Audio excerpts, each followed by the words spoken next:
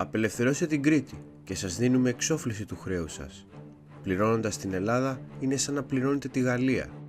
Βίκτορ Ουγκό, Γάλλος συγγραφέας, ποιητής και φιλέλληνας.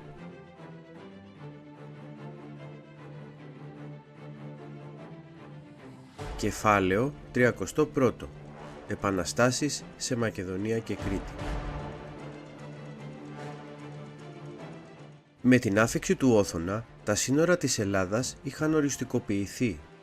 Ακόμη και με τις επιτυχημένες διαπραγματεύσεις του Καποδίστρια το 1833, το ελληνικό κράτος ήταν πολύ μικρό.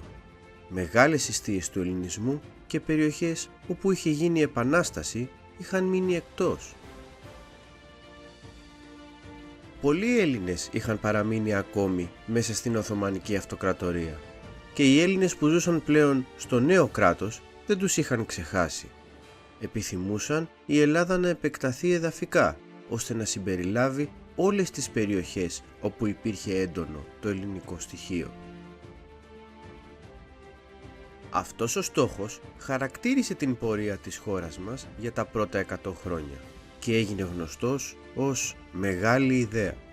Η Μεγάλη Ιδέα επιθυμούσε την απελευθέρωση των Ελλήνων που ζούσαν ακόμα σε Οθωμανικό ζυγό και την εδαφική επέκταση της χώρας.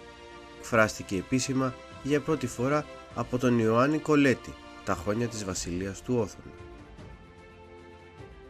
Είδαμε ήδη πως με τον νέο βασιλιά η Ελλάδα επεκτάθηκε, προσαρτώντας αρχικά τα Επτάνησα το 1864 και ύστερα την Θεσσαλία το 1881. Η Μεγάλη Ιδέα γινόταν σιγά σιγά πραγματικότητα, όμως υπήρχαν περιοχές οι οποίες παρόλες τις προσπάθειές τους δεν μπόρεσαν να ενσωματωθούν στο κράτος. Αυτές ήταν η Μακεδονία και η Κρήτη.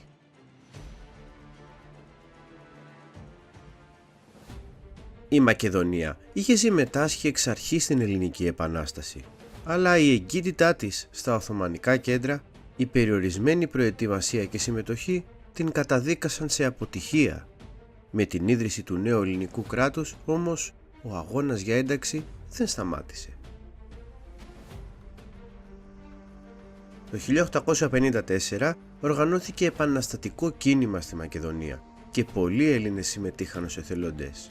Μυστικές εταιρείες και οργανώσεις πολιτών αναλάμβαναν τον εφοδιασμό και τη στρατολογία του κινήματος, καθώς το ελληνικό κράτος κρατούσε επίσημα ουδέτερη στάση. Πολλοί αγωνιστές της Επανάστασης, μαζί με Έλληνες Μακεδόνες, πολέμησαν εναντίον των Οθωμανών. Ωστόσο, η προσπάθειά τους δεν ήταν αρκετή και η πίεση της αυτοκρατορίας αλλά και των μεγάλων δυνάμεων οδήγησαν το κίνημα σε αποτυχία.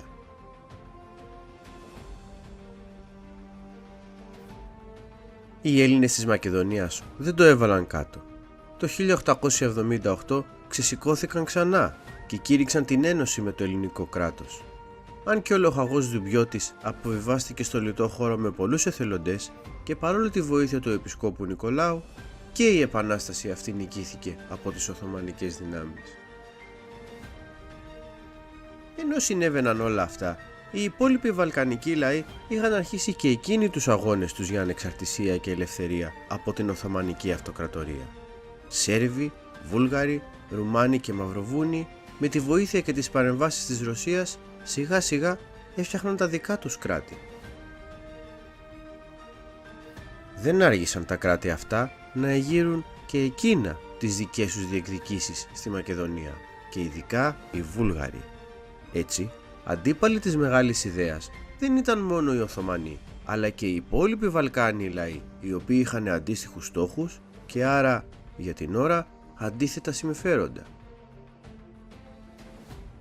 Η επανάσταση αυτή, αν και απέτυχε, έπεισε τις μεγάλες δυνάμεις στο συνέδριο του Βερολίνου το καλοκαίρι του 1878 να μην παραδώσουν τη Μακεδονία στη νεοσύστατη Βουλγαρία, εφόσον αποδεικνυόταν το έντονο ελληνικό στοιχείο της περιοχής. Έτσι, οι μεγάλες δυνάμεις ακύρωσαν τη συνθήκη του Αγίου Στεφάνου και η Οθωμανική Αυτοκρατορία κράτησε τη Μακεδονία.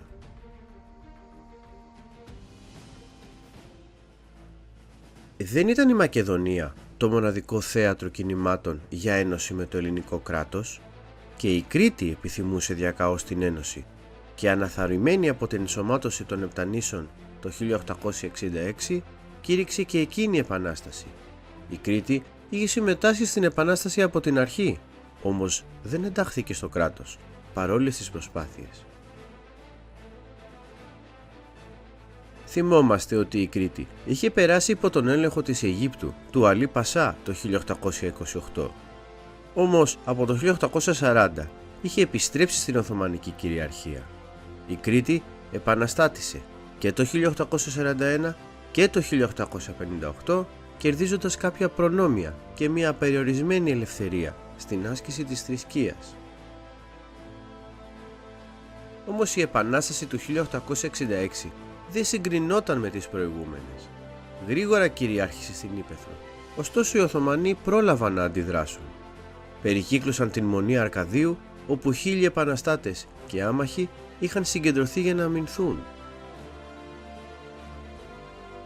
Αρνούμενοι να παραδοθούν στους Οθωμανούς, οι Κρήτες αποφάσισαν να ανατιναχθούν, προτιμώντας τον θάνατο από την αιχμαλωσία. Όπως ακριβώς συνέβη στο Μεσολόγγι, η πράξη τους αυτή προκάλεσε μεγάλη συγκίνηση στη Δυτική Ευρώπη. Η Επανάσταση θα έλυγε 2 χρόνια αργότερα. Η Ένωση δεν είχε πραγματοποιηθεί, ενώ η Ελλάδα είχε εξαναγκαστεί να μην υποστηρίζει τις επαναστάσεις με κανέναν τρόπο και να πληρώσει πολεμική αποζημίωση στην Οθωμανική Αυτοκρατορία.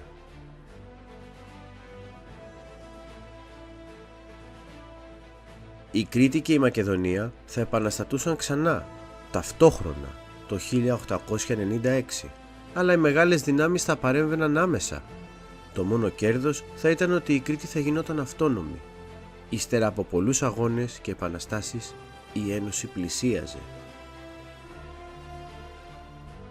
Η Ελλάδα δεν μπορούσε να υποστηρίξει τον αγώνα των Ελλήνων αυτών επίσημα. Μόλις έναν χρόνο μετά, το 1897, θα γνώριζε μια καταστροφική και ταπεινωτική ήττα από την Οθωμανική Αυτοκρατορία. Στα Βαλκάνια όμως επικρατούσε μεγάλη κρίση. Ίσως η κρίση αυτή να ήταν η ευκαιρία που έψαχναν οι Έλληνες.